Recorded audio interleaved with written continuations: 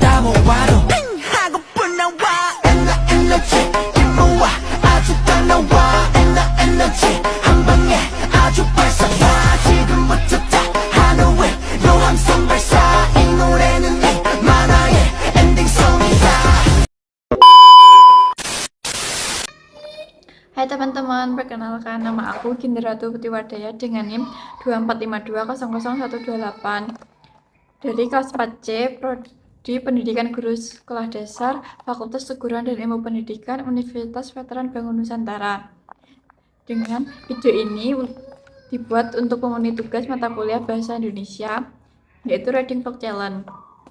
Nah, di sini aku akan menceritakan sebuah cerita kepada kalian, yaitu cerita yang sudah sangat terkenal, Cinderella. Yuk simak ceritanya.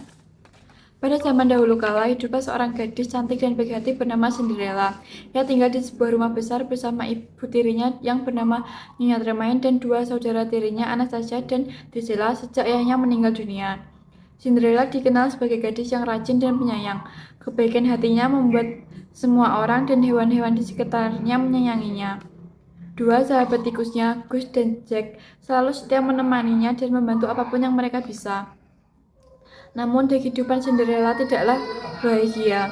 Ibu tiri dan kedua saudara tirinya sangat iri akan kecantikan dan kelembutan hatinya.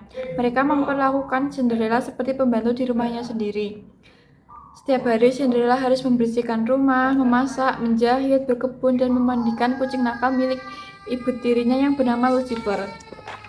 Sedangkan Anastasia dan Drusilla hanya hidup bermalas-malasan. Mereka sering mengejek penampilan Cinderella yang sederhana. "Lihat pakaianmu itu begitu kotor dan jelek," kata salah satu saudara tirinya sambil tertawa. Walaupun diperlakukan buruk, Cinderella tetap sabar dan berusaha melakukan yang terbaik agar ibu tiri dan kedua saudara tirinya bahagia. Di suatu hari, seorang utusan dari istana datang membawa surat undangan. Raja akan mengadakan pesta dansa besar untuk mencari calon istri bagi sang pangeran. Semua gadis muda di kerajaan diundang termasuk Cinderella. Mendengar kabar itu, Cinderella sangat gembira. Ia ingin sekali datang ke pesta dansa tersebut. Di loteng rumah, ia menemukan gaun lama milik ibunya. Walaupun sudah kuno, Cinderella memperbaikinya dengan penuh semangat. Diam-diam, Gus, Jack, dan para burung membantu menghias gaun itu dengan pita dan manik-manik bekas milik Anastasia dan Drusilla yang sudah dibuang. Kini gaun itu tampak sangat indah. "Oh, terima kasih banyak," kata Cinderella bahagia kepada sahabat-sahabatnya. Namun ketika saudara tirinya melihat gaun Cinderella yang cantik, mereka menjadi marah dan iri. Mereka merobek gaun itu untuk mengambil kembali pita dan manik-maniknya. Nyonya Tremaine hanya melihat tanpa menghentikan mereka. Sambil tertawa, Anastasia dan Drusilla pergi menuju pesta bersama ibu mereka, meninggalkan Cinderella yang menangis sedih di kebun. "Aku tidak akan pernah pergi ke pesta." Tiba-tiba muncullah wanita tua membawa tongkat sihir. Ia adalah ibu peri. "Jangan menangis, Cinderella, percayalah pada keajaiban," katanya lembut. Dengan tongkat ajaibnya, ibu peri mengubah lampu menjadi kereta kencana yang indah, tikus-tikus menjadi kuda, dan pakaian Cinderella yang robek berubah menjadi gaun biru yang berkilau yang sangat cantik.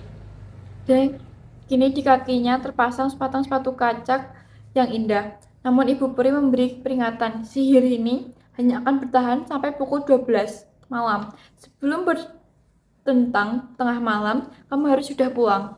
Cinderella pun pergi ke istana dengan penuh kegembiraan. Saat tiba di pesta, semua mata tertuju kepadanya. Tidak ada seorang pun yang mengenali Cinderella, termasuk ibu dan kedua saudara tirinya. Pangeran tampan langsung terpikat pada kecantikan Cinderella. Dia segera menghampiri dan mengajak berdansa. Malam itu terasa begitu indah. Cinderella dan pangeran menari dan berbincang sepanjang malam. Mereka merasa bahagia bersama, namun tanpa sadar lalu terus berjalan hingga jam menunjukkan pukul 12 malam. "Selamat tinggal," ucap Cinderella panik sambil beralih meninggalkan istana. "Tunggu, siapa namamu?" teriak pangeran sambil mencoba mengejarnya. Karena terburu-buru, salah satu sepatu kaca Cinderella tertinggal di tangga istana. Pangeran hanya bisa memungut sepatu itu sambil berharap dapat bertemu kembali dengan gadis misterius tersebut.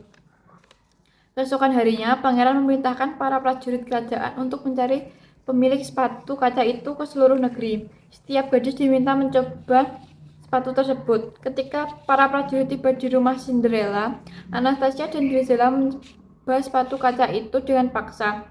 Tetapi kaki mereka terlalu besar. Nyonya Tremaine yang takut identitas Cinderella terbongkar mengunci Cinderella di loteng. Namun, Gus dan Jack dan teman-temannya berhasil membebaskannya. Saat Cinderella akhirnya mencoba sepatu kaca itu, Nyonya Tremaine sengaja membuat prajurit tersandung hingga sepatu kaca pecah. Namun Cinderella tersenyum dan mengeluarkan sebelah sepatu kaca lainnya dari sakunya. Sepatu itu pas sekali di kaki Cinderella. Semua orang terkejut. Pangeran yang mendengar kabar itu segera datang dan langsung mengenali Cinderella sebagai gadis yang menari bersamanya di pesta. Benar, kaulah gadis cantik yang ketemui malam itu, kata pangeran bahagia. Pangeran kemudian melamar Cinderella dan Cinderella menerima lamarannya dengan senang hati. Akhirnya Cinderella dan sang pangeran menikah dalam pesta yang meriah. Semua orang bersuka cita termasuk Gus, Jack, dan para sahabat hewan Cinderella. Sejak saat itu, Cinderella dan pangeran hidup bahagia bersamanya. Nah, tersebut adalah cerita dari Cinderella ya guys, teman-teman. Nah, pesan moral yang bisa kita ambil dari cerita tersebut adalah kebaikan hati akan membuat kebahagiaan. Jangan iri dan sombong, tetap sabar menghadapi kesulitan, percaya pada harapan dan keajaiban, tolong-menolong itu penting.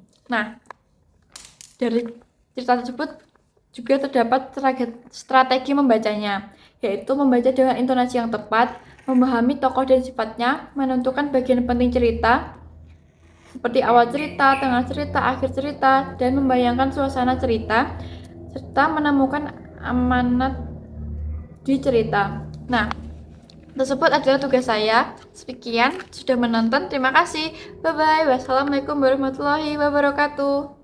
버스 안에서 going